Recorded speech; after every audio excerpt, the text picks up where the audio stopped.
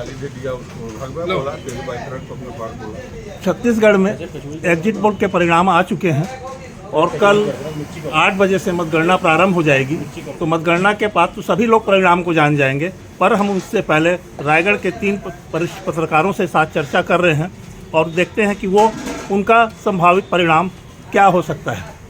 तो आप हैं गणेश अग्रवाल, वरिष्ठ पत्रकार हैं, देशबंधु जागरण से जुड़े रहे हैं। तो गणेश अग्रवाल जी, आपका क्या संभावना है कि कल रायगढ़ विधानसभा सीट के क्या परिणाम आ सकते हैं? राम अनिल भाई, रायगढ़ विधानसभा का चुनाव बहुत ही चौंकाने वाला रहेगा। मेरी नज़रिए से मैंने छत्तीसगढ़ में 3 चुनाव 2003, 2008, 2013, 18 के बाद यह मैंने 5वां चुनाव देखा है। यह चुनाव एक तरफा चुनाव होगा और भाजपा को इस पर बड़ी जीत मिलने जा रही है। यह कहना अतिशयोक्ति नहीं होगा कि पूरे ज़िले में सबसे अधिक वोटों से यदि भाजपा प्रत्याशी दी जाए तो इसमें अतिशयोक्ति नहीं होनी चाहिए। हाँ, तो आप हैं दिनेश मिश्रा, तो आप क्या कहते हैं कि मतगणना के बाद क्या परिणाम आएगा? मतगणना के बाद वही परिणाम आएगा जो जनता ने दिया है। मैं संभावना व्यक्त करने की बात करोगे तो पहले तो एग्जिट पोल पर मैं कहूँ, एग्जिट पोल होता है, एग्जैक्ट पोल नहीं होता।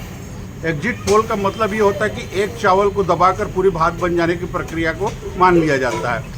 वो एक समान तापमान में, एक समान परिस्थिति में ऐसा तो हो सकता है, लेकिन अलग अलग तासीर वाले इतने विशाल का विधानसभा में 4, 8, 10 आदमियों का लेकर के सही आकलन या एक बारगी रिजल्ट पर पहुंचा जाना सही नहीं लगता। इस कारण से एग्जिट पोल बारंबार फेल भी हुए हैं। आप हैं अनिल अग्रवाल, कांग्रेस के वरिष्ठ नेता हैं, पर इनकी एक खासियत डेटा विश्लेषण की भी है। तो मैं इनसे एक डेटा विश्लेषण के नाते बात करना चाह रहा हूँ कि एग्जिट पोल के जो परिणाम आए हैं उस एग्जिट पोल में आप क्या खामियां देखते हैं? सबसे पहले तो बता दूं कि आप लोग सब वरिष्ठ हैं रायगढ़ के, और 1977 के चुनाव के लेकर के आज तक के आंकड़ों के अनुसार में जिस प्रकार 1980 में कांग्रेस की सत्ता वापस आई थी मध्य प्रदेश में, उसी प्रकार 1985 के चुनाव में और ज़्यादा सीटें लेके आई थी कांग्रेस मध्य प्रदेश, तत्कालीन मध्य प्रदेश में। उसी प्रकार छत्तीसगढ़ में भी ज़्यादा सीटें आएंगी कांग्रेस की पिछले बार से। और रायगढ़ जिले का जो पिछले बार जितने रायगढ़ जिले के 4 विधानसभा, पहले 5 थे, अब 4 विधानसभा हो गए, 4 में जितने वोट मिले थे कांग्रेस को, उससे ज़्यादा वोट मिलेंगे कांग्रेस को और सभी प्रत्याशी कांग्रेस। मेरा प्रश्न था एग्जिट पोल में आप क्या खामियां देखते हैं? एग्जिट पोल में बहुत सारी खामियां हैं। यदि आप रायगढ़ विधानसभा को लेकर के जिस एग्जिट पोल ने आपने आकलन और विश्लेषण दिए हैं, उसको आपने एग्जिट पोल्स को नकारना पड़ेगा। कल के परिणाम के बाद में कांग्रेस बहुत अच्छे वोटों से रायगढ़ जीती। हमारे छोटे भाई हैं नंदू पटेल जी, राजनीतिक विषयों पे काफ़ी गहरी और पैनी पकड़ रखते हैं। वर्तमान में एक लीडिंग अखबार नवभारत का प्रतिनिधित्व करते हैं। आप क्या सोचते हैं कि रायगढ़ विधानसभा क्षेत्र में क्या परिणाम आ सकता है? रायगढ़ विधानसभा क्षेत्र में, ग्रामीण क्षेत्र में वोट अच्छे पड़े हैं और शहरी क्षेत्र में देखा जाए तो वोट कम पड़े हैं। औसत कई मतदान केंद्र हैं जहां वोटर मतदान बहुत कम ही रहा है, तो अभी साइलेंट हैं और एक तरफ जीत हार का दोनों अपना दावा कर रहे हैं। रायगढ़ शहर में जो वोट कम पड़ा है ग्रामीण क्षेत्र के मुकाबले, उसके पीछे क्या कारण समझते हैं? मैनेजमेंट बोलूँगा मैं इसको। चुनावी मैनेजमेंट सोचे जरूर तगड़ा है करके, दोनों तरफ का दिखा जरूर है, लेकिन घरों से मतदाताओं को निकालने में थोड़े परेशानी गई है।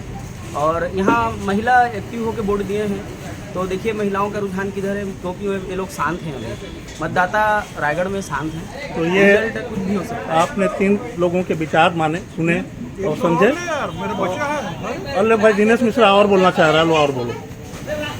आपने 2 सवाल और किए इस संदर्भ में। पहला तो ये है कि रायगढ़ में मतदान कम क्यों शहरी क्षेत्र में ग्रामीण क्षेत्र की अपेक्षा। मतदान में बहुत ज़्यादा बढ़ चढ़कर हिस्सा लिया शहरी क्षेत्र के लोगों ने, और कहीं से भी ग्रामीण क्षेत्र से कमतर नहीं है।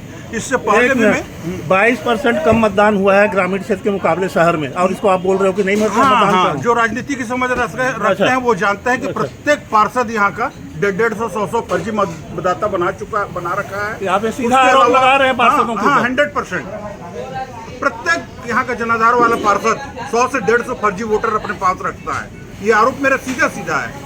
चाहे तो मतदाता पर्ची का पुनरीक्षण कर ले या फिर कुछ भी कर ले। और कई बात है, जैसे मृतकों के नाम नहीं कटे हैं, जिसका एक प्रत्यक्ष उदाहरण तो मेरे परिवार में है कि अभी तक 5 साल पुराने मृतकों के नाम नहीं कटे। इन कारणों को आप रायगढ़ शहर में मतदान कम होने निश्चित रूप से। धन्यवाद।